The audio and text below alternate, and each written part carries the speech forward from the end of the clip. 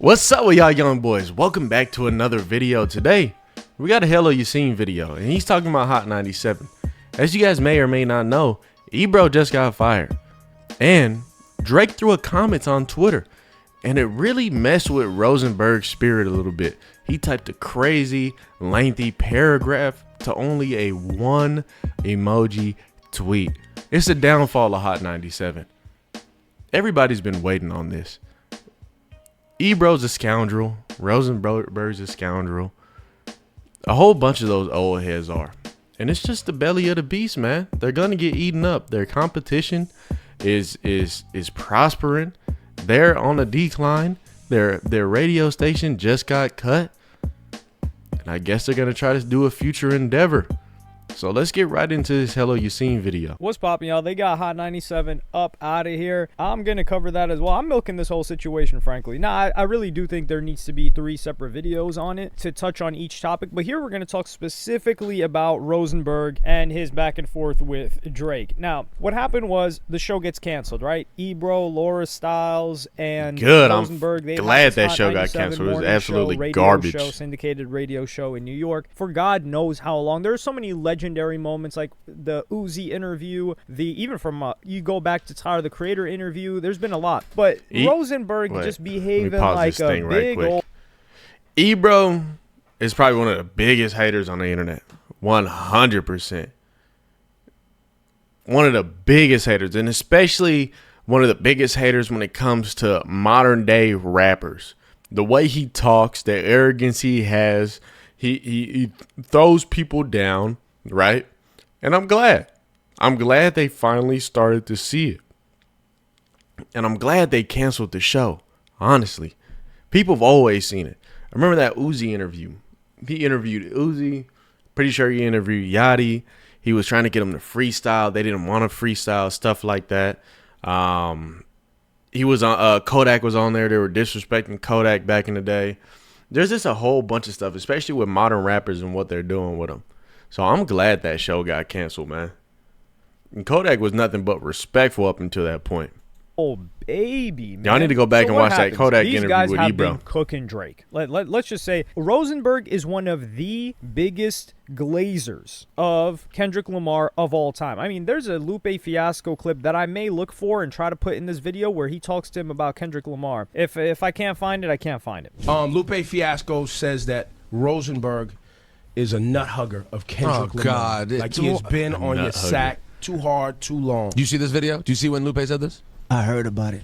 I did. What'd you say about that, man? How you feel about that? I don't agree with that. I don't know. You just like the music, right? I mean, thank you. I am a man who supports good music, and I'm going to be... A lot of people are upset that I made the right call. But there, he's like, yo, you're a D-rider. And he's showing a lot of support to Kendrick Lamar from very, very early. Searching for a reliable. Oh my God! I already get hit with an ad. I need to get premium. Of affordable vehicles and in his career. But these guys were one of the groups of people that were on the head top of Drake when it wasn't looking too hot. EBRO called him a sickness in the culture, etc. So when their show gets the only reason why EBRO EBRO is talking about Drake is Drake cracked his girl. That's it. All he did was comment an axe emoji, and they got up in arms. Guess what Rosenberg's response was? Let me read this for you guys right now. It's behavior like this that's made it impossible for people to defend the whack-ish that he does. ... But happy Hanukkah, my one-time pal. I truly wish you well, even if you're celebrating what you believe is our demise. Spoiler alert, we're about to be much bigger now that we won't be held back by a company that is and has been completely lost ever since they bought the station. This guy commented an axe emoji, by the way. And this account actually made me remember what Rosenberg had been on when it came to Drake. So I'm going to play you guys this clip of what happened earlier this year.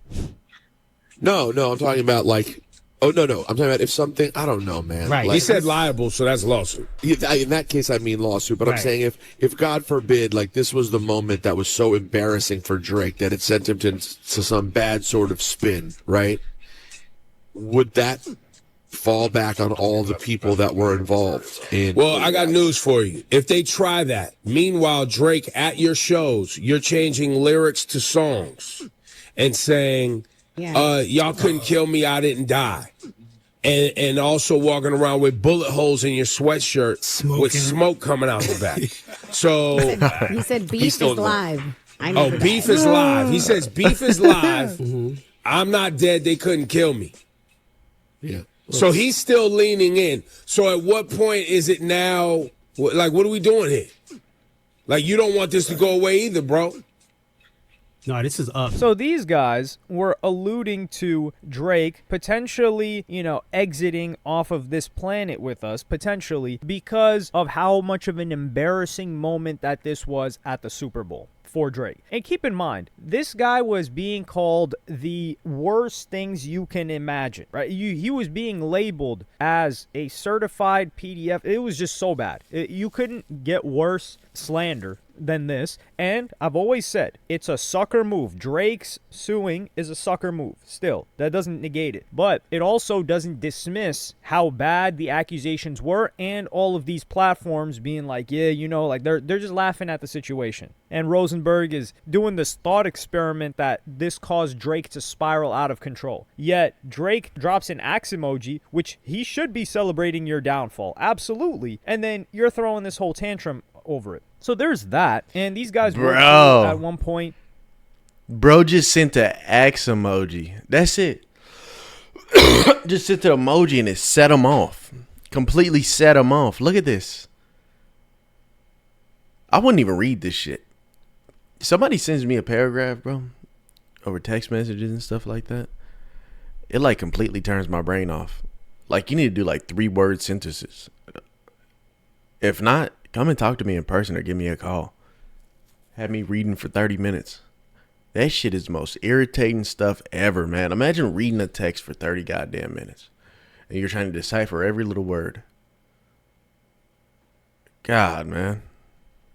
But what I really want to cover is the delusion of Rosenberg, because I've covered this for a very, very long time. I don't know Rosenberg personally. I have never met him. I have never had any type of interaction with him. But the guy, what we've seen him exhibit in public is a lot of sucker activity, to be fair. Now, I will say, when it comes to hip-hop artists and rap, this guy's a huge fan. He's a huge supporter. He's given a lot of up-and-coming artists a platform when he had influence. Like, early 2010s, Rosenberg's show, keep in mind, Rosenberg's show had a lot of influence. He also had the first hip-hop podcast, and he would constantly talk about, no, well, actually, guys, I had the first hip-hop podcast. Meanwhile, you had people come after him, Combat Jack, who passed away quite a while ago, but he kind of like revolutionized, or he took it to the next level, and that's where Adam22 and a lot of people had respect for Combat Jack. Also, Tax Stone became known as the hip-hop podcast for a certain amount of time, and then, of course, No Jumper, and so on and so forth after that. But he's like, yo, why don't I get my credit? Well, he doesn't get his credit, even though he was the first, because he never became the premier podcast, and that's because Rosenberg is just not entertaining. Let's keep it real. The entertainment value is really in EBRO for that show, and I'm not going to get into that. That's a separate topic. But with Rosenberg, what I really want to cover is we're about to be much bigger now that we won't be held back by a company. This is so delusional. I can't even describe They're it. going to be They even are going smaller. To be bigger. The reason why they're literally going to remained as big. They're literally going to be even smaller. They're not entertaining. They don't offer any value, right? They have 2 clowns running the podcast and speaking all day. Most of the hip hop community, right? All the old heads are out. The new dudes, none of them fuck with EBRO. What new dude have you seen on their show? Which one? Ever since that Uzi Yachty Kodak situation, what new generation rapper is going to their show? Name one. If you can name one in the comment section, go ahead and do it. I want to know. They got old heads. They speak to old heads. They got an old community. They're old heads. I mean, bro is balding talking about Lil Uzi Vert. Not even balding. He's bald. He needs to wax his head. He needs to go ahead and hit that thing with a buffer. As they are, which is quite embarrassing how big they are, quote unquote, is because they've been being held up by a company. Not held back. They've been held up. Anytime by you're a company. part of a Like, for company, instance, you're when you always take a going to be look bigger at than you when EBRO. you are solo. EBRO currently, he's working at Apple Music. He got the opportunity to interview Kendrick Lamar, Nadeska as well. If they had to come out in the open market, which EBRO is does have the YouTube biggest playlist, content, etc., and compete with everybody else, what's going to happen? We saw a couple of other people try it. For example, Wayno. I would say Wayno is different because Wayno came on Everyday Struggle, and a lot of people didn't know him before as a personality that gives his opinions and stuff. He had been in the industry. But Wayno, he's out here in these streets getting it. He's out here on the block. He's selling his product, and people mess with him. Like, Wayno's got some motion. Now, he's got a different audience than most people, but he's doing his thing. And people have so many others to choose from. And I'll give you another example, not a Rosenberg example, but the show, was it called The Bigger Picture? The DJ Head Show. The DJ Head Show with Elliot Wilson. Elliot Wilson's some guy that he was constantly trying to get new deals. Like, for example, he had Rap Radar with B-Dot, and then him and B-Dot had a separating, and they were like, yo, if somebody's got a deal on the table, I'll take it. For a while, Elliot Wilson was working with Tidal, and he's just been one of these people that's constantly waiting for a deal, constantly waiting for not a handout, because he has established himself in the industry for decades. So here's the thing, bro. Here's the thing about all the, and I know when I say old head, you know, I don't want anybody to take that into offense. Me saying that you an old head, man, you should just get out of here. But most of the time, the people who matter is the younger generation. Like look at the people that we're talking about right now. I don't know if I'm the first person making this take or not. I hope I'm not. I hope a lot of different people agree with me, but nobody wants to hear some balding dude with a salt and pepper beard with a dry head talking about young artists. Nobody cares. Nobody cares about you talking about an album. The people who matter is the younger generation.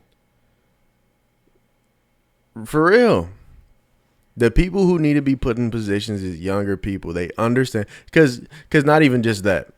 Let's say up until the age of 30, right? And even people past that, right? You have those people that listen to the older generation music, and they're starting to listen to the newer generation music. They resonate with it. They like how it sounds. They listen to it. They pick up the Playboi Carti album. You really think EBRO is sitting here listening to a Playboi Carti album fully through? Even if he says he does, even if he said he did, do you honestly think EBRO is slapping Playboi Carti, King Carson, Destroy Lonely, Vamp Life shit? Do you honestly think he is? Somebody like DJ Academics. DJ Academics 30 years old, but he's tapped in with all these artists. He is. The DJ Academics, right? Whether he has allegations against him or not, whether he says dumb stuff on the internet, he does. DJ Academic says some dumb stuff, but I fuck with bro. I do. I've been watching DJ Academic since I was in middle school. I was watching the War in Chirac, right? Religiously every time an episode came out. I remember when he stopped making, I was there when he stopped making the War in Chirac. I remember a month went by. Then next thing you know, it was 7 months went by, no episode. I remember when he was reporting on them stealing fucking Chief Keef's daughter's diapers. I remember that. I remember all that. The whole entire War in Chirac. Squeaky voice. I used to listen to the War in Chirac while playing Destiny 1. You know the game Destiny? I got hella hours in that game. It was the only game I played for like a year. And I used to sit there and watch, years. GTA, Destiny, 2K, some other shit. And I used to sit there and just listen to DJ Academics. His squeaky voice DJ Academics when everybody said he was in his mom's basement. For real. I used to watch all that. The whole grind from DJ Academics, I was there. From the beginning to now. I'm telling you. I'm an OG. Over 10 years of me listening to him. Probably close to 15. The people like that, those are the people that should be in the forefront. I can see why DJ Academics is as big as he is. EBRO and stuff like that, those guys are going to fade away. Elliot Wilson, he's going to fade away into obscurity. You want to know why? He's an old head with old head opinions. New generation does not care about stuff like that. Whether you want to hear that or not, new generation does not care about stuff like that. Those are the people listening to the music. Those are the people putting the listening hours into it. Those are the people buying the Apple Music playlist, right? Those are the people getting their mom's credit card and buying this stuff that has to do with music and stuff like that. Why do you think some of the biggest artists in the world right now, Travis Scott, stuff like that, you think he resonates with a 35-year-old with a 9-to-5 trying to feed his kids? No. He's resonating to a 16-year-old that just wants to rage, party, do drugs, and fuck all day. That's exactly who he's resonating to. A 16-year-old that's into fashion, just now getting into fashion. He wants to buy him a pair of Travis Scott 4s. He thinks Cactus Jack is the biggest and best thing ever. A 16-year-old that wants to walk around looking mysterious like Playboy Cardi, all nonchalant, looking like what's the dude who plays the new Batman when he had the mascara and stuff on, right under the mask. He wants to look like that. Those are the type of people that these people need to resonate with, not the old heads, the salt and pepper beard and stuff like that. Those people don't matter.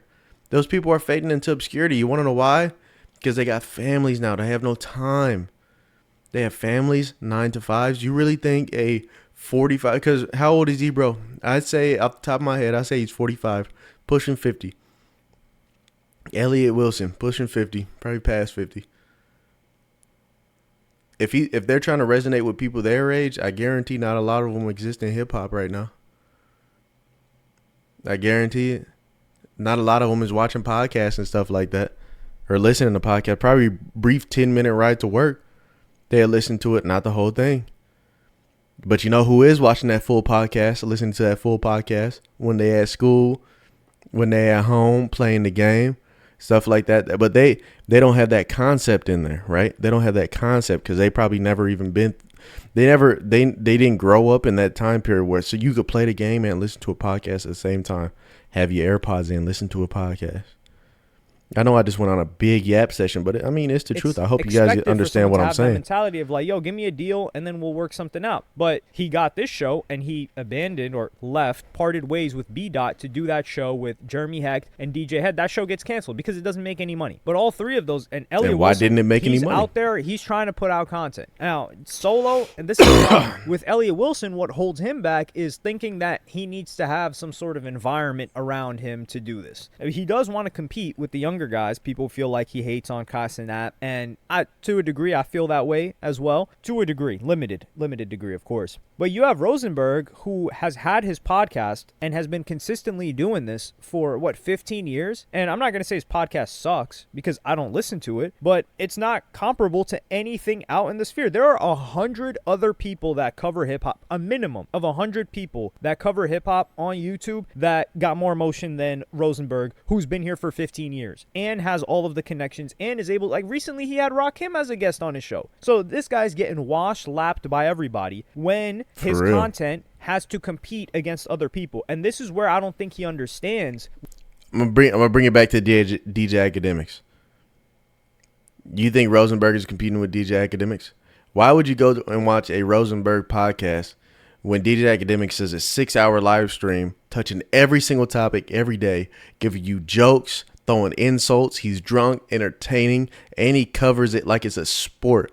Like he's watching a sport, breaking down play for play, gives you court documents, breaks down cases, does all that. It's a one-stop shop, DJ Academics. Why would you go to Rosenberg, or why would you go to Hot 97, anything like that? Why would you even watch The Breakfast Club at this point? And you see, look what bro just said. He started talking about the younger generation, and all those old heads, they act bougie. You see, Elliot, he wants a good atmosphere. He do be hating on Kai Cenat too. I'm not gonna say it's slight, yeah. He do be hating on Kai Cenat, and a lot of the old heads do. They don't understand it. That's why they're getting washed up right now, and they're getting the younger people to go in. At one point, EBRO, Elliot, they were the young dudes. And guess what they did? They washed out their older competitors. It's a repeating cycle. It's going to happen over and over again. The younger dudes that are coming in right now, they're going to get old. They're probably going to be doing the same thing EBRO, Elliot, Rosenberg is doing, and every other person is doing. every other old head around their age, right? The younger people are gonna be doing the same exact thing, and they're gonna get washed out by people that are even younger than them. It's a repeating cycle. Is going to happen over and over again. What's going on? The only time it won't happen is when you can resonate with that younger audience and resonate with your older audience too. And you bring a mix of it, and then you can please both sides. But it's very hard to do that. Young people are going to think you're corny, and the old people are going to think you're a weirdo because you're resonating with younger people. Repeating cycle. Not going to happen, belly of the beast. They're not going to be bigger than they were, because what's going to happen, or why have they been so big? They're never going to get a peak like they did in the past. 2016, 2017 was their peak. They've been on a decline ever since. So when your options are limited and the supply is static, which is the supply of, you have millions of people in the tri-state area, New York, wherever the radio show is playing, and you're one of 2 to 3 options. Of course, you're going to have a high view count or a listener in that area. Maybe. But when you throw them on to YouTube and they have to compete with everybody else with the same amount of viewers, in terms of not the 6, 7, 8 million, however much is in New York, but the hundreds of millions that watch hip hop content, it's less than 10 million, I would say, that actively watch this type of stuff. When you have to compete with hundreds of other channels as well, then it doesn't really hold up. And you can see that it doesn't hold up because it doesn't really hit like that. I mean, just look at their live streams. These guys did a live. Their lives are doing 1K, 2K, 3K. And you've seen is pulling more views than them. And some people say, well, it's because their audience is on, their audience is on radio. It's a different audience. You can't really say that because their competitors, The Breakfast Club, Power 105, they do numbers. Now, do they do guest dependent? Their numbers vary, but I mean, you look at the Breakfast Club full show on December 12th, 2025, and that got 17,000. And then let's take a look at the most recent full show of Hot 97. How much did that get? From 1.2K. So there's like 10 plus a lot more. Well, actually, no, this is a different show. That wasn't, there was a Tri-State of Mind show, which is different, but they're doing a lot less. Well, let's just put it that way. Even in clips where you have an EBRO, for instance. So these guys are just not hitting, and they're used to the propping up by the. I think the whole gist of this video is exactly what I said before. The old heads are going to get washed out, and they're already starting to get washed out. You know, the reason why they can't they're getting washed out because they can't resonate with a younger audience. And I don't even think it's the fact that they can't resonate with the younger audience. I think it's the fact that they don't have an open mindset. The people with an open mindset are always going to be the ones that thrive a little bit more than the people that have a closed mindset. You hear this since the beginning of time. Since the moment you open your eyes and you're in kindergarten and you're going through the motions, you're going through the years, you always hear about having an open mindset. Everybody that's watching this video or is going to watch this video, you guys know exactly what I'm talking about. People talk about closed mindsets and open mindsets, right?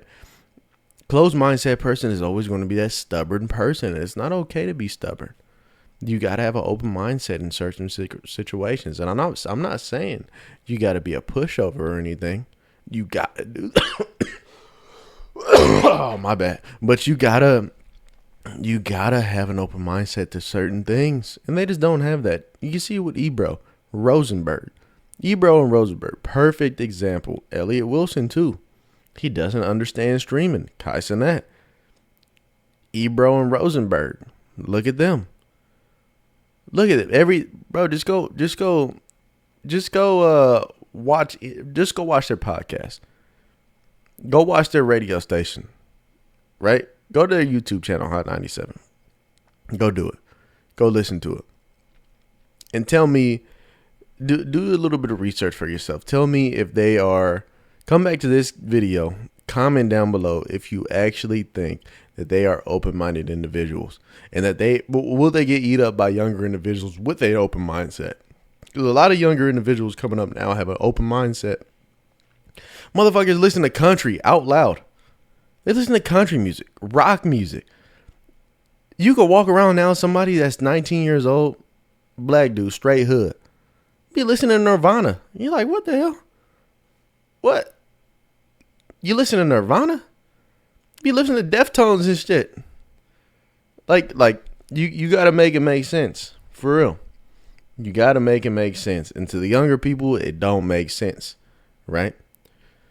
But with all that being said, I'll talk to you beautiful people later. Make sure to like, comment, subscribe down below. What do you guys think about this topic? I think it's a crazy topic. I think it's very interesting, actually. Very interesting, right? It's going to be this repetitive cycle over and over again throughout history. But with all that being said, I'll talk to you beautiful people later. Bye.